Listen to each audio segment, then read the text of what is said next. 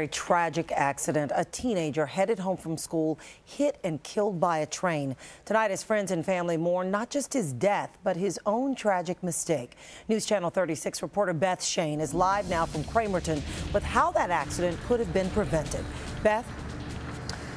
Well, Sonia, yeah, that's a big part of the tragedy here. Joshua White was apparently walking with his back to the train with his MP3 player on, probably listening to Christian music, his friends say. That was his new passion and a big part of why he was just beginning to turn his life around. And it never failed. If every time you turned around, he was playing the guitar, you know, and talking. Yeah, and talking. If you didn't know Joshua White's friends and family were grieving, you could almost think they were having fun. He got so many touchdowns, so he ripped off his shirt and started running around like a screaming banshee. Swapping stories, watching home movies. That's Josh jumping around on the stage.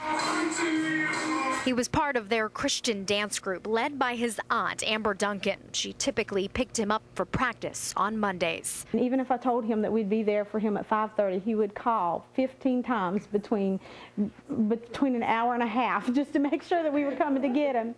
And Monday, he didn't call anybody. His friends say Josh had been headed down the wrong path until recently when he really found faith. He was told that he could never change, and he proved everybody wrong. His death, they say they can only try to see as part of God's plan, a homecoming that came too soon. He changed us all. He absolutely changed us all. Of course, it's tough to imagine how you could not hear the train coming, but we learned today that the train's horn should be about 100 decibels from about 100 feet away. One of these iPods or MP3 players can be turned up as loudly as 115 decibels. Still, we've been here all day, heard a couple of trains come by.